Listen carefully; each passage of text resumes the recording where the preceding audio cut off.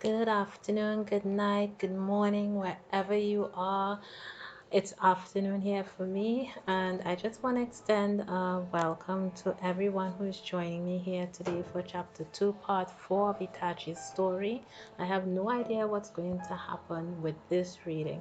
Every time I read for you all, this is the first time I'm reading it, and I'm just as shocked as anyone is. So, thank you for giving me your time and attention on this, and I do hope that you enjoy chapter 2, part 4. Thank you very much. Take care. The man had been waving his kunai up at the sky for a while before Itachi finally placed a gentle hand on his back. You done yet? The man's shoulders shot up, as though Itachi's voice had awakened him from a dream, and he whirled around. The thing you've been trying so desperately to cut in half is my genjutsu. What? Do you want to have the dream again? Both of Itachi's eyes were a deep red. Ee! Ee! The man dropped his kunai and cowered the moment he saw the Sharingan. Have mercy, he begged, tears streaming down his face. Itachi's eyes turned black again. Itachi! A voice called from behind. Yuki. Two ninja trailed along behind him, the new additions to Team 2. Tenma's death forced Shinko to confront the reality of the callous nature of the world of the ninja breaking her spirit. So she resigned as a ninja and now worked in a tea shop in the village. The new ninja had both graduated from the academy that year. They had been ahead of Itachi at school, but as a ninja, Itachi had a year's seniority on them. Did you catch him? Hmm. Itachi turned his gaze back to the man quailing on the ground. Yuki came over to stand in front of the man, the two new recruits behind him looking relieved. You can't sneak into the village and misrepresent your history just because you want to be a ninja, you know? That's not how people become ninja. I'm sorry. By the way, this kid's only 9. We got kids like this all over the place. That's the world of the ninja. The man opened his eyes wide in surprise. A resident of the Land of Fire had slipped into the village with the intention of becoming a ninja. They were to secure the man and put the fear of the ninja in him. That was their current mission. Of course, it was the lowest mission rank, a D, but it was the right level for the two newcomers, so that was how it had to be. Naturally, however, Itachi couldn't get completely on board with this. It had been just over 3 months since they started doing nothing but D-rank missions, and Itachi felt a growing sense of urgency. Did he really have the time to be doing this sort of thing? He had the absurd thought that he was actually training himself to master the Sharingan through these sorts of missions. Way to go, Master Itachi! As always, the new girl called out cheerfully. Even though she was 4 years older than he was, she called him Master. Her name was Himuka. She had a face that didn't make much of an impression. The other newcomer was a boy. It had been 3 months since he joined Team 2, but Itachi had never once seen him talk. His name was Yoji, and he was from the Aburame clan, but so far Itachi hadn't seen him use insects. All right, let's get back to the village. Yuki's bright voice made Itachi's heart that much heavier.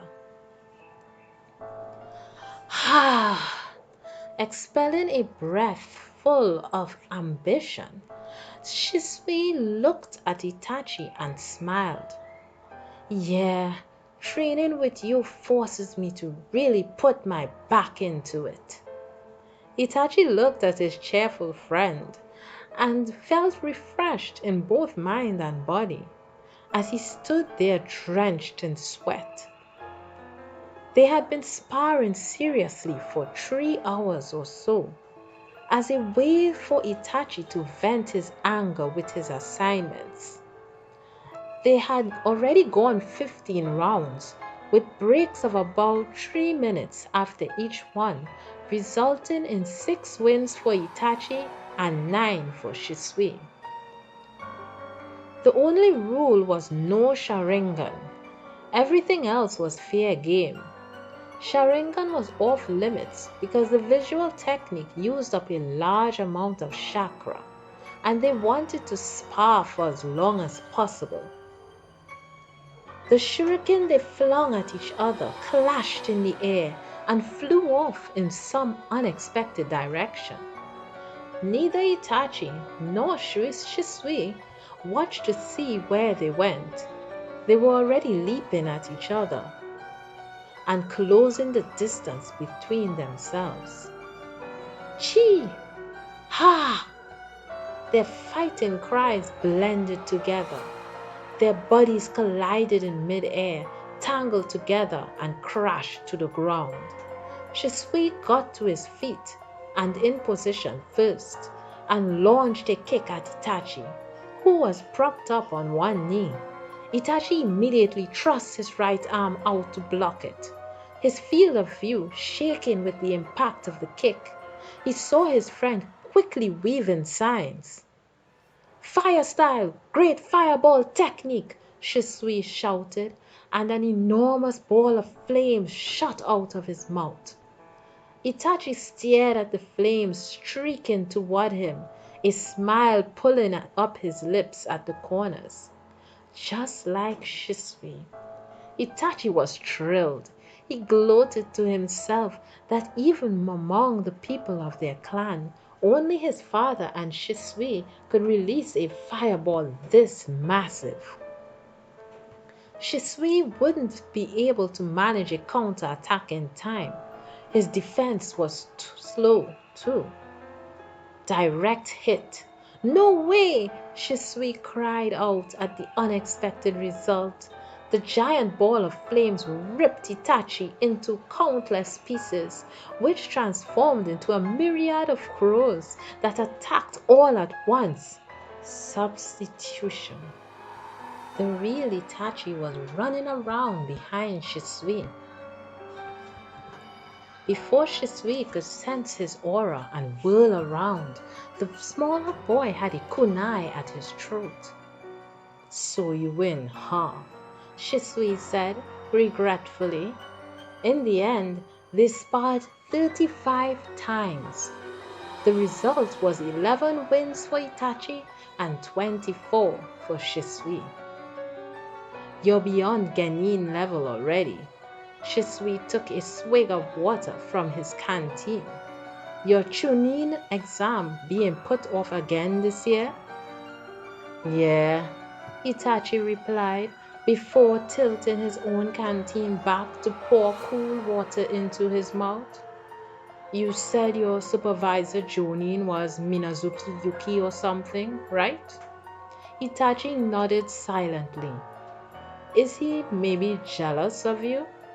Maybe he's not into what a genius you are, so he's putting off recommending you for the Chunin exams?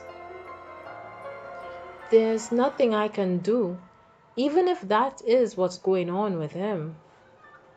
There was no point in thinking about Yuki's thought process, in not recommending Itachi. He wouldn't get to take the Chunin exam again this year. That was a fact. But I mean, you're already so... Let's just forget about it. If they talked about it anymore, all that would happen would be that his regret would just grow stronger. That reminds me, what happened to that girl Uchiha Izumi? Shisui awkwardly changed the topic, and Itachi turned wide eyes on him. It's usually hard to figure out what you're thinking, but I guess this is at least pretty easy. What do you mean? Go take a look in the mirror, Shisui said, a playful smile spreading across his face. Itachi averted his eyes. I don't have an opinion on her either way. And yet, the minute I said the name Izumi, you looked like you had a pretty strong opinion. Strong opinion. Did he? There was no doubt that Izumi was one of the few friends he had, but he also felt like that's all she was. But then, when pressed by Shisui like this, he felt like maybe she was different. Still, that said, whatever his feelings for her were, they didn't seem romantic. In short, he didn't really know either. Anyway, how's your father? Don't change the subject, Shisui said with a grin before his bright expression clouded over the slightest bit. Same as always. His father had lost a leg in the last Great War and fallen ill because of that injury. He was currently bedridden. Shisui lived alone with his mother and father and was the family breadwinner. He's gotten a lot weaker lately. He's even stopped recognizing me. Really? Well, everybody dies someday. I'm ready for it. Faced with Shisui's sad resolve, Itachi didn't know how to respond.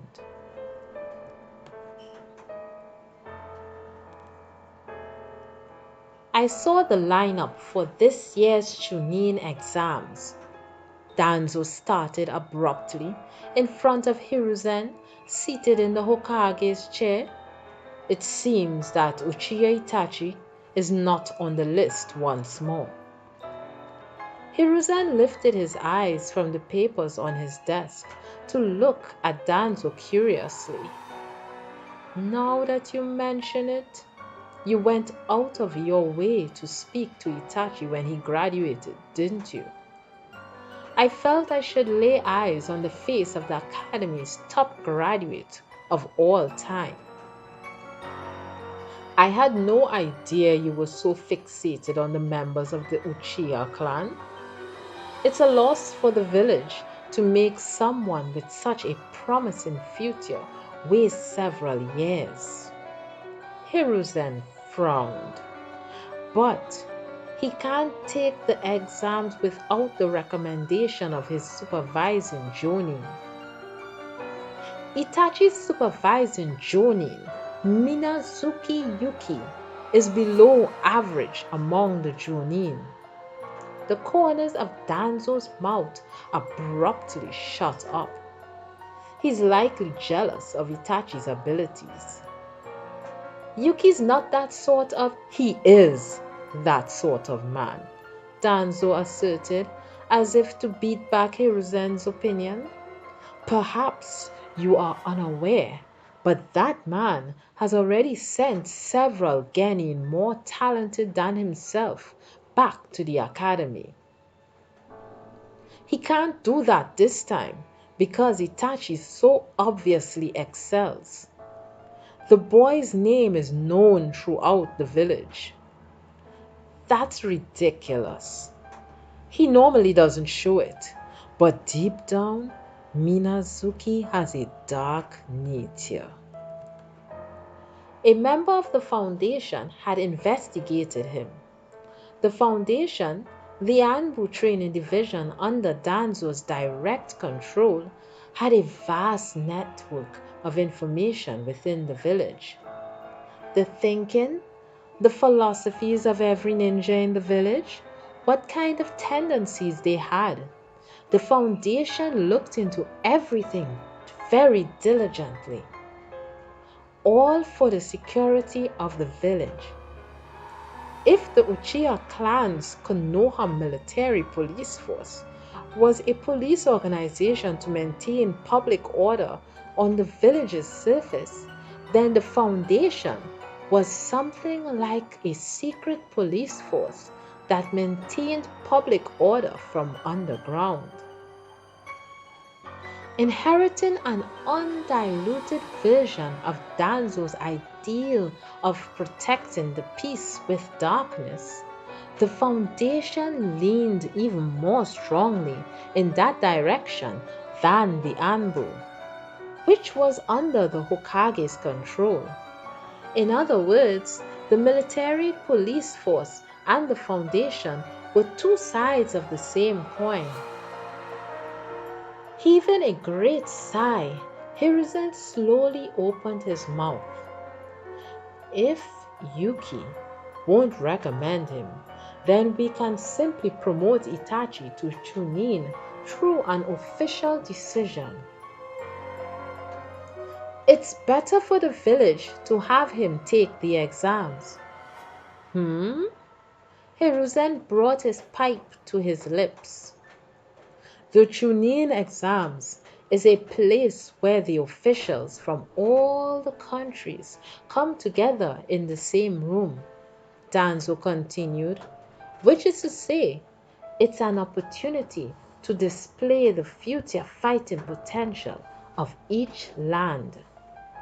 If we demonstrate Itachi's abilities there, it will enhance the threat our village poses to other countries. Itachi is indeed a gifted ninja, but does he really have that kind of ability?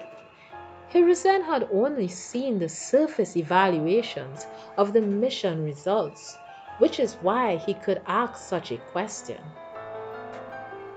How could he demonstrate his true abilities on missions where he is forced to go along with a supervisor and teammates who are so clearly inferior to him? Keeping Itachi buried out in the fields any further will be a loss to the village, such that we may never recover. I'm surprised you value the Uchiha clan so highly. The boy Itachi has precisely such value. Hiruzen had no idea of Danzo's true intentions.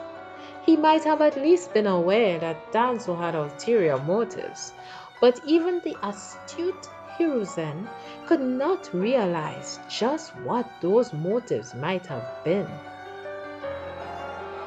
Uchiha Itachi, Danzo believed the boy was the very person to fulfill his own dearest wish.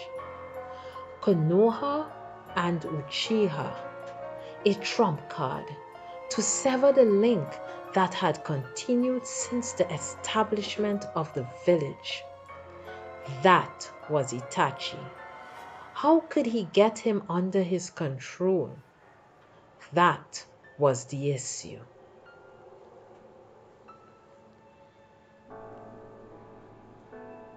I'm home.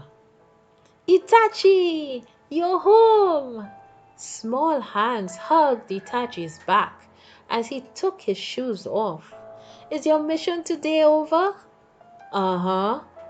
Standing in the hallway, he patted his 4-year-old brother's head. You tired? Now able to speak properly, Sasuke seemed overwhelmed by his desire to talk to Itachi. The smaller boy took great swinging steps and followed him as he walked down the hallway to the room they shared. From the minute you leave the house, Sasuke's waiting for his big brother to come home, you know, his mother had told him, and he had been embarrassed but also delighted and somehow self-conscious. I want to go on missions too. Still too early for you, Itachi said, laughing as he walked. The sliding door before him was open. His father's room. Your home? Yes. His father came out with a sour look on his face and stood in front of Itachi.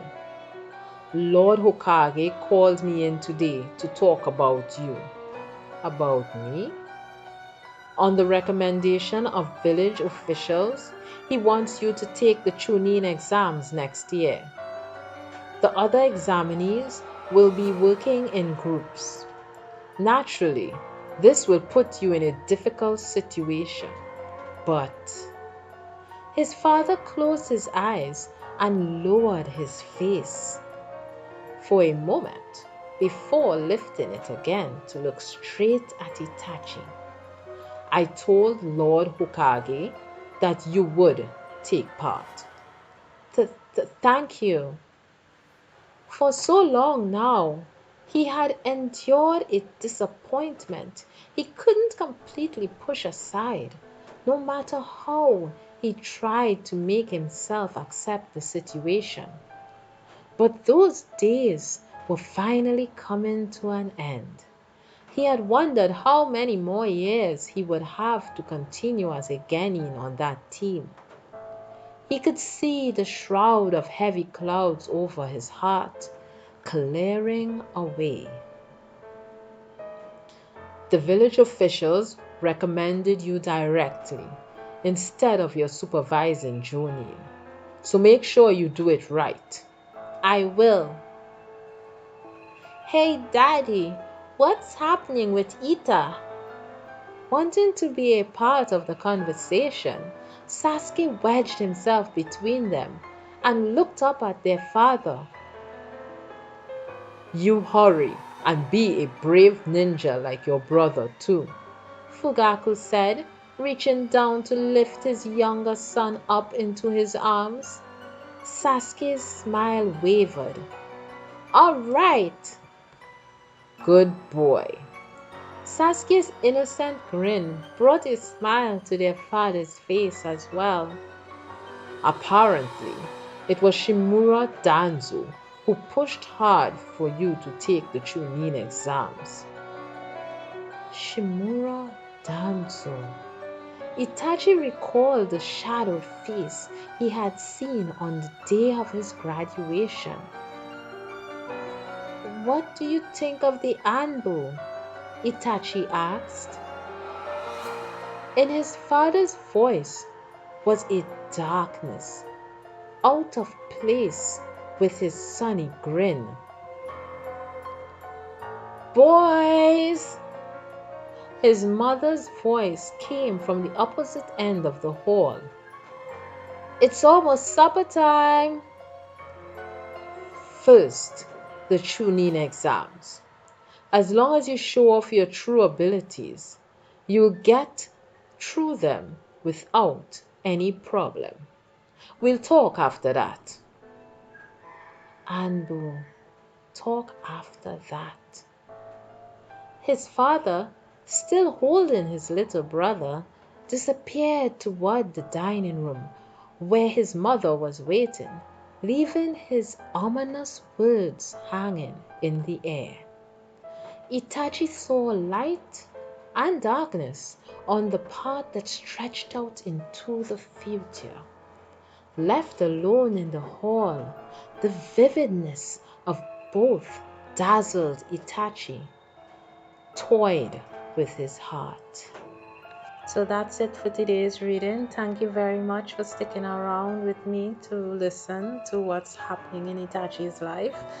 This reading brings chapter 2 to an end, and in our next reading we will be starting chapter 3. So I do hope to see you next time. Bye.